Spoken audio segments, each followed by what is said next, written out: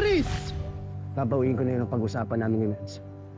Ayokong maramdaman mo na may ibang taong pwedeng magdesisyon para sa atin. Naduduwag ka na. Isipin mo kung anong gusto mong isipin, pero walang mangyayaring pustahan. Tuloy ang grudge match. Laban ko, desisyon ko. Ipanalo mo sa laban si Makmak. Yan lang hindi ko maaaring gawin, Nadia. Manalo matalo meron kang makukuha. Kaya ipanalo mo sa laban si Makmak. So okay na kay Aling Nadia. Okay na rin kay Chloe. Tingin mo si Mang Nonoy papayag din. Laban po ni Lance yan. Pag-aaralan natin. Pahig na po kayo? Di ba sabi ko naman sa'yo, laban mo, laban ko rin. Ito na ang pagkakataon. Ikaw ang may experience. Kaya walang dahilan para matalo ka dito. Yes, Dad.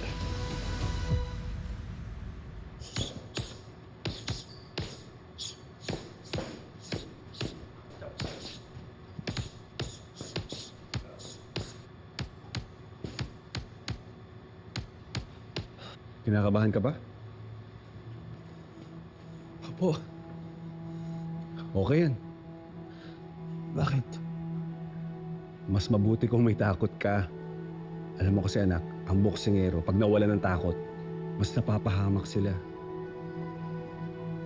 Akala ko nga po, tingin niyo lumaki na ulo.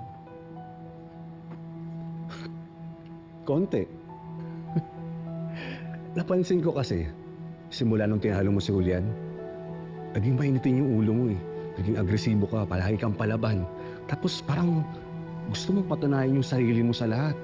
Bakit po ba, Tay? Kasi pakiramdam ko malakas na ako. Kaya ko naman si Lance eh. Yeah. Yan mismo yung kinakatakot ko. Bakit po? Hindi ba pwedeng maniwala ako sa sarili ko? Oo anak, pero magkaiba kasi yung kumpiyansa at kayabangan eh. Kung sakto lang yung kumpiyansa mo, mahinahon ka, suwabe lang yan. Pero pag nasobrahan, wala, sugod ka na ng sugod. Nagmamadali ka. Oh, anong nangyayari pag nagmamadali? Nagkakamali po. Tama. Kaso andito na tayo eh. Kaya bilang coach mo, sasabihin ko na lang na naniniwala ako na mananalo ka. Salamat, Tay. Tsaka ka na magpasalamat, manalo ka muna. Apo. Sige na.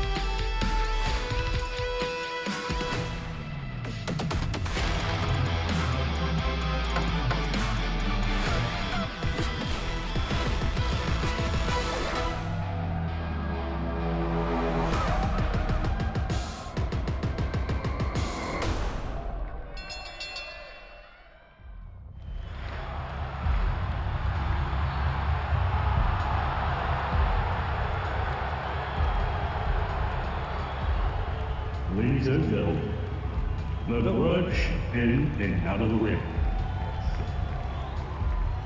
The exhibition bout all the fight fans have been waiting for. This is the main event. Juan Plaza, Olivares versus Batumbaha.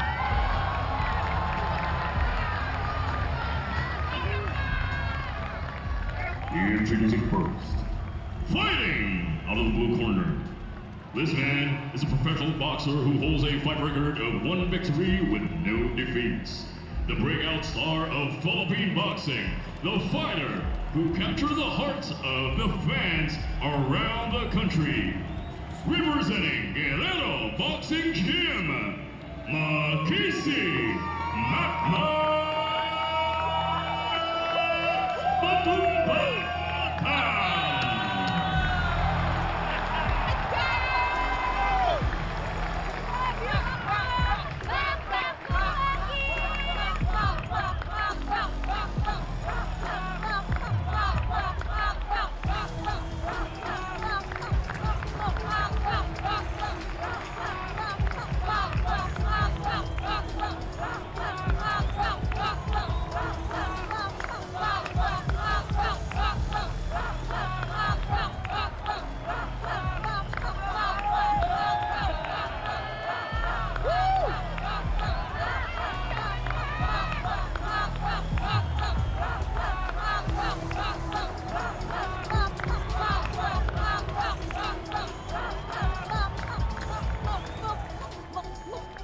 introducing his opponent.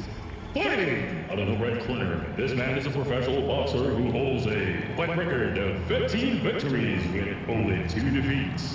One of the most technically gifted fighters of this generation, the pride of Team Fist of Fury of Kaloy Olivares. He is Lance the Prince Olivares!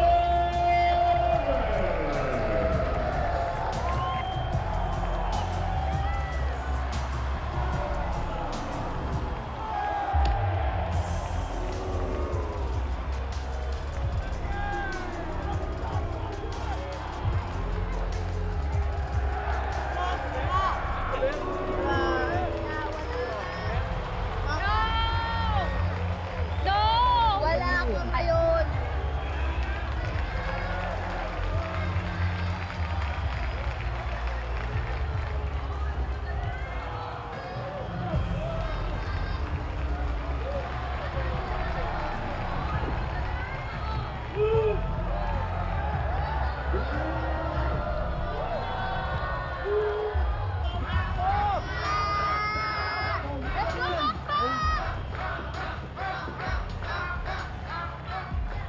Ladies and gentlemen, 6 rounds of non-stop action.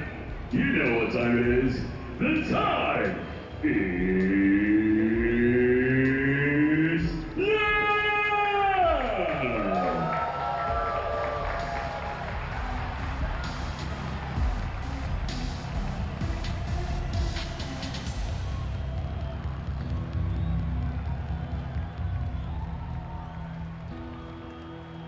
Guys, I want a clean, good fight.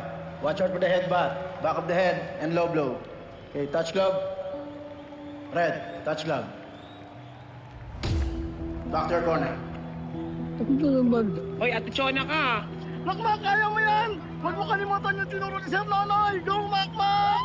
Makmak! Sobrang init nung build-up nitong laban na to. Lahat nung tagpo, paghahanda nila, preparation training, sinundan sa social media. Judge! Timer! Blue, ready! Red, ready! Round on! Box!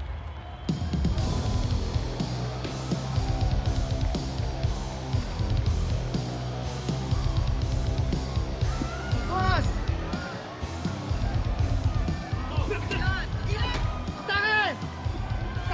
Taas kamay! Lance, so far, pinapakita na tayo ng mga combination.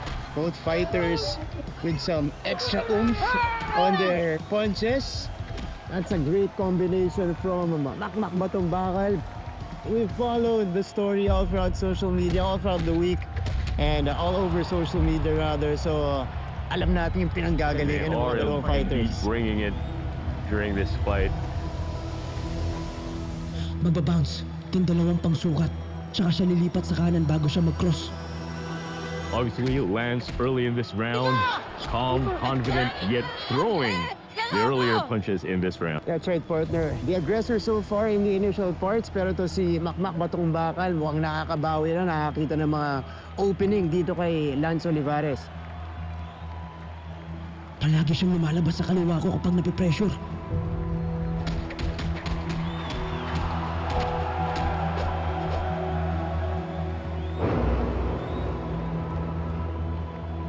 Ganun pa rin. Nababasa ko na siya.